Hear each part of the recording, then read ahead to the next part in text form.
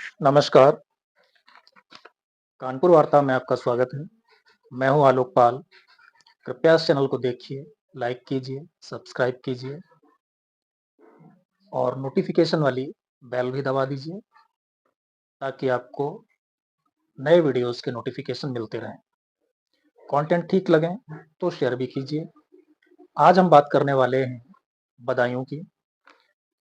बदायूं की लोकसभा चुनाव के मामले में नहीं, बल्कि जो 2 दिन पहले यानी कि मंगलवार शाम को जो 2 अबोध बच्चों की हत्या हुई, उस पर मैं बात करना चाहता हूँ।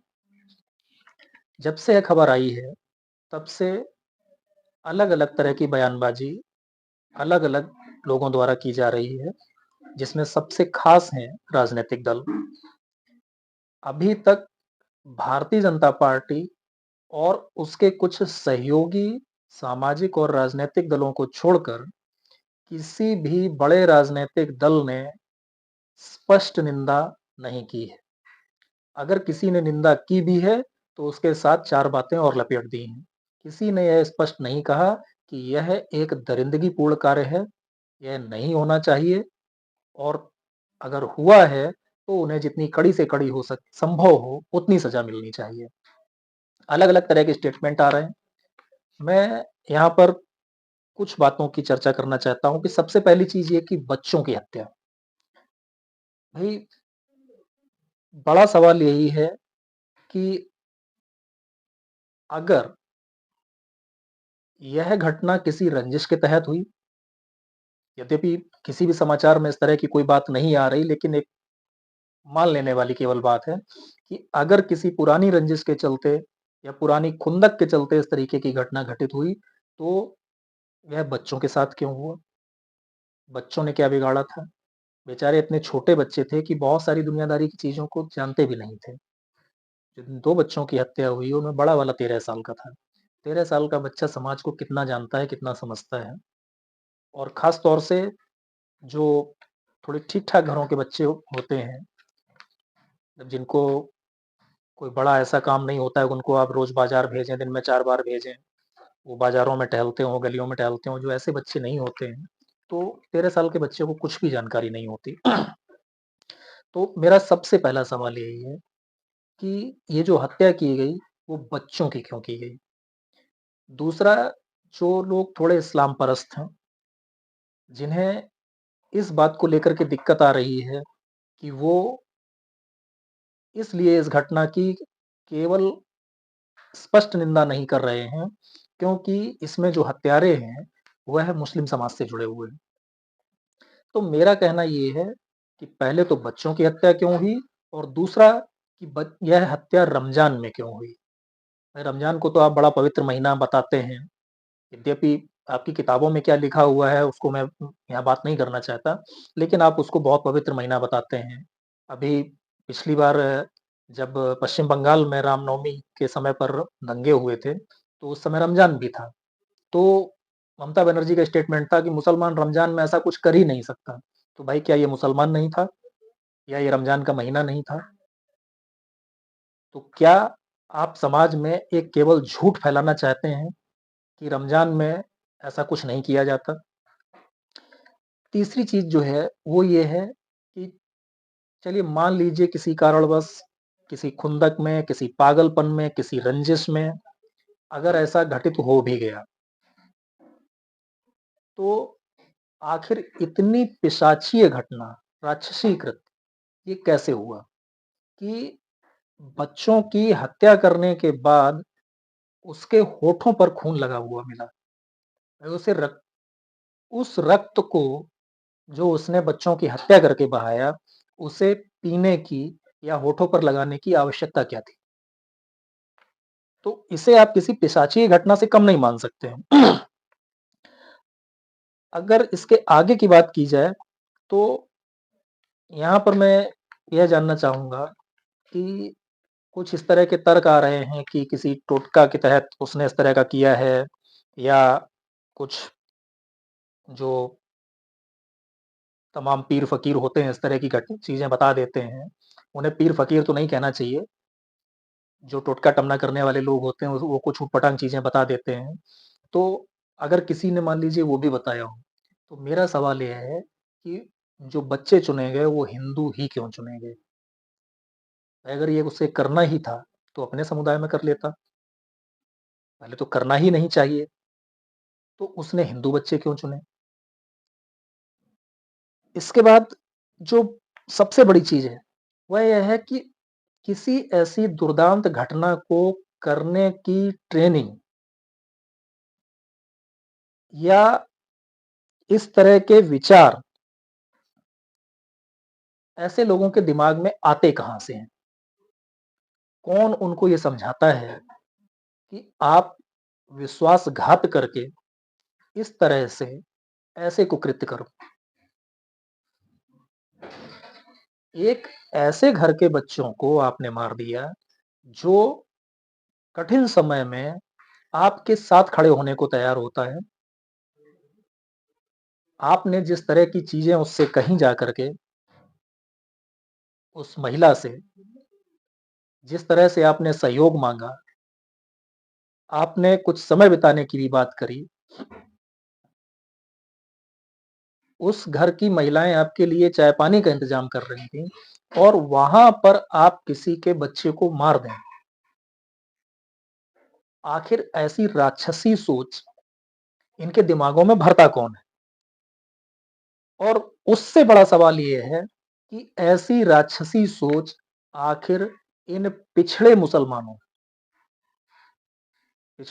से मेरा मतलब है, जो कोई मोची का काम कर रहा है, कोई नाई का काम कर रहा है, कोई धोबी का काम कर रहा है, कोई अन्य छोटे-छोटे काम कर रहे हैं, ये सारे के सारे पिछड़े मुसलमान होते हैं और जो इसमें एक अशराफ वर्ग होता है, वो इनको छूना भी पसंद नहीं करता है। तो इन पिछड़े मुसलमानों के दिमाग में, इन अनपढ़ मुसलमानों के दिमाग में, इन गरीब मुसलमानों के दिमाग में आखिर ये राक्षसी कृत्य करने की प्रेरणा कहाँ से आती है? कौन इनको समझा रहा है? कौन इनका ब्रेन वॉश कर रहा है? बिना ब्रेन वॉश के तो ये संभव नहीं है ना।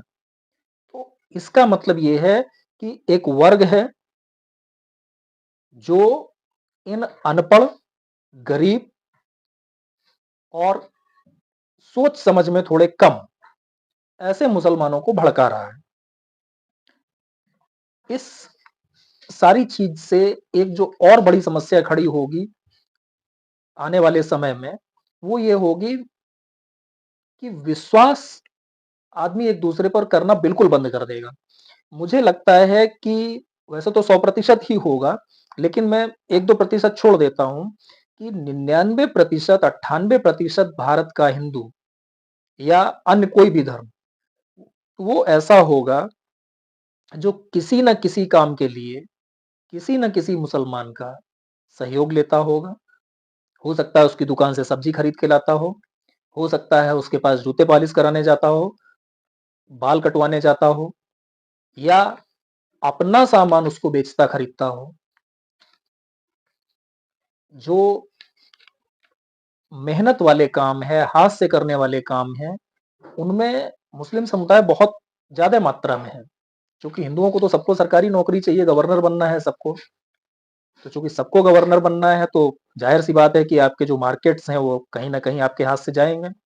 और दूसरा क्या है कि जब आप मार्केट में जाते हैं, आप देखते हैं कि आपको कोई एक सर्विस लेनी है, वो सर्विस आपको 2 जगह पर अलग-अलग कीमतों में मिल रही है। तो हर आदमी अपना पैसा बचाने के उद्देश्य से सस्ती सर्विस लेना पसंद करता है और जो मुस्लिम हैं जो सर्विसेज़ दे रहे हैं, वो अपेक्षाकृत सस्ती सर्विस दे रहे होते हैं। लेकिन सस्ती होने के बावजूद जब विश्वास का संकट खड़ा हो जाएगा, किसी की जान का संकट खड़ा हो जाएगा, तो मुझे नहीं लगता कि आने वाले समय में लोग इनके पास जाना भी पसंद करेंगे। आप विश्वास मानिए कि आने वाले कुछ समय के अंदर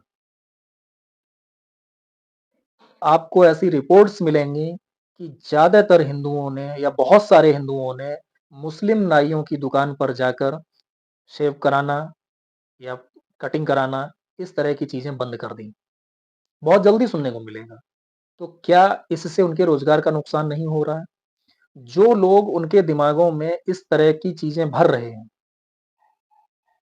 वह न केवल समाज में वैमनस्य पैदा कर रहे हैं, बल्कि अपने ही समाज के लिए, यानी कि मुस्लिम समाज के लिए ही वो रोजगार का संकट खड़ा कर रहे हैं। हो सकता है उसके पीछे उनकी कोई रणनीति हो कि जब लोगों के पास रोजगार नहीं होगा, पैसा नहीं कमाएंगे, तो हम उनको ज्यादा अच्छे से बरगला पाएंगे, हम उन्हें आतंकवादी बना पाएंगे, हम उन्हें दहशतगर्द बना पाएंगे, हम उनके माध्यम से जगह जगह पर अराजकता फैला पाएंगे। कहीं ना कहीं कुछ ना कुछ उद्देश्य तो होगा। अन्यथा ऐसी घटना कोई एक नहीं है, ये अक्सर होती रहती हैं। हाँ, बच्चों के मामले में ये शायद पहली और बहुत ही नृशंस घटना है। यहाँ पर जो आप अक्सर टीवी डिबेट सुनते हैं, उनमें बहुत सारे मुल्ला मौलाना और बहुत सारे जो है हमारे जो राजनीतिक दल हैं, उनके प्रवक्ता बैठ करके गंगा जमुनी तहजीब, भाईचारा, फलाना ढिमाका इस तरह की बातें करते हैं। तो ये गंगा जमुना, ये भाईचारा, ये सब इस घटना को देखने के बाद मुझे लगता है कि कम से कम 50-60% लोगों के दिमाग में ये चीज आई होगी कि हमें इस खास समुदाय के लोगों से कम एकांत में तो नहीं मिलना है, ना इनके घर जाना है, ना इनको अपने घर बुलाना है, ना इनके किसी ऐसे स्थान पर जो व्यापारिक प्रतिष्ठान भी होंगे वहां अकेले में जाना है। भाई, दर्जी का काम है, आप देखिए ज्यादातर दर्जी का काम करने वाले आपको मुस्लिम मिलेंगे। भाई, अगर इस तरीके की स्थिति होगी तो लोग कपड़े नपवाने नहीं जाएंगे। नाई के काम में तो स्थिति मैंने बताई थी कि बहुत जल्दी आप देख लेंगे। अगर महीने 2 महीने बाद कोई सर्वे रिपोर्ट आएगी तो आप देख लीजिएगा कि किस तरीके से प्रभावित हुआ। तो कुल मिलाकर के ऐसे जो विश्वास का संकट खड़ा होगा, वह विश्वास का संकट रोजगार के संकट के रूप में भी सामने आएगा, और रोजगार का संकट समाज में अस्थिरता पैदा करेगा, अराजकता पैदा करेगा। और यदि यह इन्हीं साजिशों के तहत घटना घटवाई गई है, तब तो यह बहुत ही ज्यादा खतरनाक है। आप लोग भी इस पर विचार कीजिए, कमेंट कीजिए। आज की वार्ता में इतना ही। आपसे एक बार फिर से अनुरोध है कि कृपया इस चैनल को सब्सक्राइब कीजिए और नोटिफिकेशन बेल भी दबा दीजिए, ताकि आपको मेरे वीडियोस के नोटिफिकेशंस भी मिलते रहें। नमस्कार, धन्यवाद।